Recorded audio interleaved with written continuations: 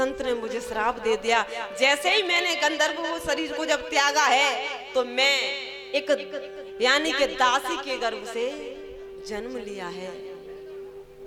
हे वेद व्यास जी, मेरे बाल्यकाल में ही मेरे पिताजी की मृत्यु हो गई, लेकिन अब मेरी माँ के पास इतनी व्यवस्था नहीं है कि 2 वक्त की रोटी खिला सके। आज जब ये कहा है, नारद जी ने कहा, हे वेद व्यास जी, लेकिन कुछ संत चतुर्मास के लिए आए तो मेरी माँ यानी उन संतों की सेवा में लग गई, क्योंकि उनकी सेवा क्या करती थी, भोजन प्रसादी बनाया करती और जो बचती तब उसको खुद खाती और अपने बेटी को खिलाती। नारद जी ने कहा, जब मैं छोटा ही था तो मेरी माँ ने मुझे भी संतों की सेवा में लगा दिया, और जब मैं संतों की सेवा में लगा, संत कीर्तन करते, भजन करते, मैं उनके पास में बैठा रहता, कीर्तन को सुनता, भजनों को सुनता, और जो संत प्रसादी को ग्रहण करते और जो शीत प्रसादी जो बचती उसको मैं पा लेता। हे वेद व्यास जी, जब संतों का समय पूरा हुआ, 4 महीने पूरे हुए, संत जाने लगे, तो मैंने कहा आप मुझे भी अपने साथ में ले चलिए। तो संत ने कहा, क्या बेटा, तेरी माँ का इकलौता सहारा तू ही तो है और तेरे अलावा कोई नहीं है तेरी माँ का, तो तू तेरा कर्तव्य कहता है कि तू पहले माँ की सेवा करे, क्योंकि माँ बाप के चरणों में ही चारों धाम रहते हैं। मैं तो कह दूं, यदि घर में बूढ़े माँ बाप बेचारे भूखे बैठे हैं और लोग तीर्थों में निकल जाते हैं, कोई फायदा नहीं है, कोई फायदा नहीं है ऐसे तीर्थ करने से, ऐसे भंडारे करवाने से कोई फायदा नहीं है। जब तक आपके माँ बाप हैं और वो बेचारे 2 रोटी के लिए तरस रहे हैं और लोग तीर्थ करने जाते हैं, भंडारा करवाते हैं, मैं तो कह दूं कोई फायदा नहीं है। चारों धाम माँ बाप के चरणों में हुआ करते हैं। मुझे संतों ने समझाया और यहाँ तक कह दिया संतों ने, बेटा जब आपकी माँ ना रहे तब आप आ जाना हमारे पास, हमारे दरवाजे यानी हमेशा हमेशा के लिए खुले रहेंगे आपके लिए। हे वेद व्यास जी, संत वहां से चले जाते हैं, लेकिन अब मेरा मन नहीं लग रहा है। क्यों? क्योंकि मेरा मन उन संतों की सेवा में लगा हुआ था, इसीलिए अब मेरा मन नहीं लग रहा है। रहता हूँ लेकिन मेरा मन उन संतों की सेवा में रहता है। लेकिन कुछ समय पश्चात हुआ ऐसा कि मेरी माँ जो गाय धोने के लिए जा रही थी तो रास्ते में एक सर्प पड़ा हुआ था, और जैसे ही मेरी माँ का पैर सर्प पर पड़ा तो सर्प ने मेरी माँ को डस लिया, और जैसे ही डस लिया तो मेरी माँ की मृत्यु हो गई। हे वेद व्यास जी,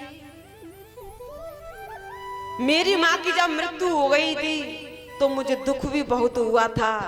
क्यों? क्योंकि अब मेरे सर पर किसका साया रहेगा। एक मेरी माँ ही तो थी जो हर चीज का ख्याल करती थी, खुद नहीं पाती लेकिन मुझे भोजन कराती थी। लेकिन अब कौन है मेरा इस दुनिया में। लेकिन खुशी भी मुझे इस बात की हुई कि अब मेरे ऊपर कोई बंधन नहीं है, अब मैं परमात्मा का भजन कर सकता हूँ, अब मैं संतों की सेवा कर सकता हूँ। तो हे वेद व्यास जी, मैं यानी कि मैं एक जंगल में गया उत्तर दिशा की तरफ, और वहां जाकर के मैंने घोर साधना की है। और जैसे ही मैंने घोर साधना की तो आकाशवाणी हुई कि हे निष्पाप बालक, तू इस शरीर से तो मेरा दर्शन नहीं कर सकता, लेकिन हाँ इस शरीर को जब त्यागेगा, दूसरा शरीर धारण करेगा, तब तू जी चाहे जब मन करे तब तू दर्शन कर सकता है। तो आपको भी पता है नारद जी जो जब मन करे तब परमात्मा का दर्शन कर सकते हैं, जो दिन और रात परमात्मा का नाम लिया करते हैं। इस प्रकार से ये पूर्व जन्म की कथा नारद जी ने सुनाई है। और कहते हैं ना, ये संत, यदि हमें संत की कृपा, संत का सानिध्य, संत की सेवा मिल जाए तो इससे बढ़कर के कुछ और हो ही नहीं सकता। और यहाँ पर आकर के बैठने से अपने आप संतों के दर्शन हो जाते हैं, नहीं तो कहाँ संतों के दर्शन हो पाते हैं। लेकिन जब ये भागवत कथा, परमात्मा की चर्चा, सत्संग कीर्तन जहाँ हुआ करते हैं ना, वहाँ संत भगवान अपने आप चले जाते हैं। और आज मेरा भी इतना बड़ा सौभाग्य कि मुझे भी संतों के दर्शन हुए, मैं धन्य हो गई। क्यों कहते हैं ना, यहाँ आने से पहली भक्ति यानी 2 भक्ति तो अपने आप मिल जाती हैं। कौन सी? कि प्रथम भगते संतन कर संगा और दूसरे रते मम कथा प्रसंगा। प्रथम भगति, पहली भक्ति यहाँ आने से ही मिल जाती है, और दूसरी भक्ति यहाँ बैठ कर के कथा सुनने से मिलती है। और मैं तो कह दूं, वो आंख असली आंख ही नहीं है जिन्होंने कभी संतों के दर्शन नहीं किए, कभी हरि की चर्चा ना सुनी, कभी संतों को देखा नहीं, और वो असली आंख नहीं है। जिन हरि कथा यानी कि नैनन संत दरस नहीं देखा और लोचन मोरे पंख कर लेगा। नैनन संत दरस नहीं देखा, लोचन मोरे पंख कर लेगा।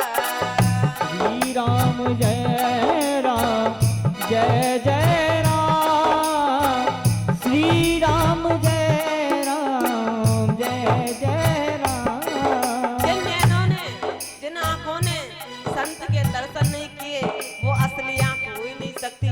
और उनको तो ऐसे समझो जैसे मोर की पंख में जो बनावटी आंख होती है ना, ऐसी समझो जिन आंखों ने संतों के दर्शन नहीं किए।